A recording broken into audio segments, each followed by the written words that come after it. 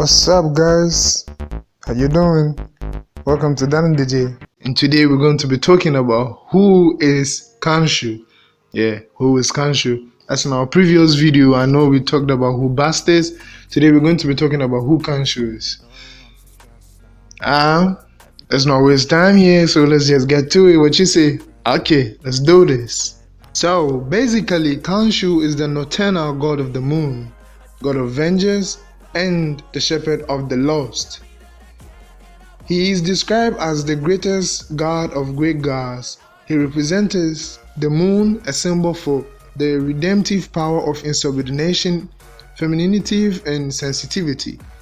He was a protector of travelers in the night and guardian of travelers through time. He was a member of the Heliopolitan race of gods who lived in the extra-dimensional realm of celestial Heliopolis adjacent to Earth, and was worshipped by the people of ancient Egypt. Not being able to enter the earthly plane, he would pick a champion throughout history who would work as an avatar and be guided by his will.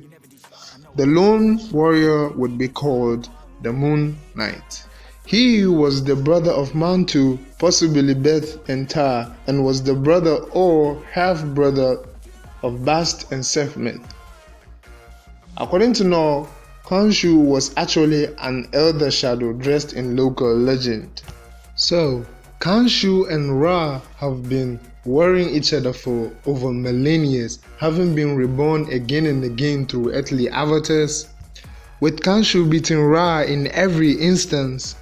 This was actually later on revealed that Khonshu is the god of time as well as vengeance. The worship of the Heliopolitans by the inhabitants of the Nile River Valley began around 10,000 BC, although Khonshu was worshipped even before, since prehistoric times. In ancient Egypt, Khonshu posed as a human pharaoh at the Egyptian city of Thebes, the seat of worship of Amun-Ra. At the same time, Osiris posed as a mortal ruler in the Egyptian city of Heliopolis. Khonshu visited Mark Spector, a young boy whose mind was broken and split into different personalities, and chose him as his avatar. Sadly, his family sent him to Putnam Psychiatric Hospital for treatment. After his father's death, Mark was allowed to leave the hospital temporarily to attend the funeral and a late luncheon. But after hearing Khonshu's voice, he ran away. So Khonshu later resurrected Mark Spector and blessed him with superhuman powers and abilities under the moon.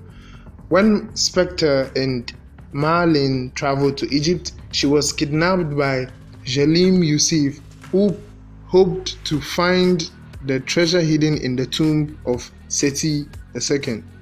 Tracked down, and during the fight, he found the lost chamber fallen into arms of the statue of Khonshu. The deity sent a gust of wind, allowing Moon Knights to glide down to knock out Yusuf.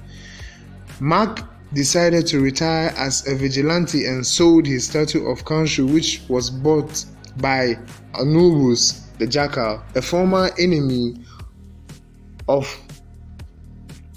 the moon deity. Khonshu visited Mark in his dreams, hoping to bring him back as his champion on Earth. He later gave in and traveled to Egypt, where he met the priest of Khonshu, who provided him weapons and a suit designed by the time traveler Hawkeye thousands of years earlier. They informed him that his powers were affected by the phases of the moon and would be strongest at its fullest. Using his newfound powers, he defeated Anubis and took back his statue, which protected him when the temple collapsed. So we also know Moon Knight had a relationship with Ataharu, which we know he was his former avatar. Khonshu met Ataharu and made a deal with him to be his avatar. However, after Haru became interested in Amit, Khonshu separated from him and they became enemies. He's also allies with Hathor, who is a friend, Layla Al-Fui, and his enemies are Amit, disciples of Amit, Ataharu, his former avatar, the Ennead of Osiris, Horus, Tefnut, and Sis. Khonshu is an imperious, sort of snotty and vengeful deity, incredibly powerful and immortal with his own insecurities and throws temper tantrums sometimes. So let's go to his powers. Khonshu has conventional powers of the Ennead, the Heliopolitan gods, such as superhuman strength, superhuman durability, regenerative healing factor, immortality, magic manipulation. Khonshu can manipulate mystic energies for supernatural effects such as interdimensional teleportation, telepathy, healing the injured, resurrection, earthquakes, and to grant superhuman powers to mortal beings such as the Moon Knight. He also has telekinesis. Khonshu was seemingly able to manipulate objects made out of moon rocks, including Uru. So there is a scene in the comics where Khonshu was actually able to control Mjolnir. He also has power absorption. Khonshu was able to steal the powers of various heroes and store them inside some arcs. Example, Iron Fist.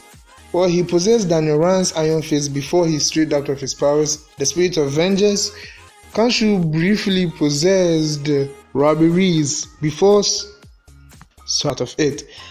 His abilities are also super genius intelligence. I mean, he literally told Steve Grant that he doesn't forget every night. I mean, every night that has actually come about, Moon Knight remembers it perfectly. Wow. So that's all we have to say about Moon Knight. I hope you guys enjoyed it and have learned a little bit more about Moon Knight than it showed in the series. But I hope to catch you in my next video. Until then, be safe. Like, share, subscribe. See you. Bye.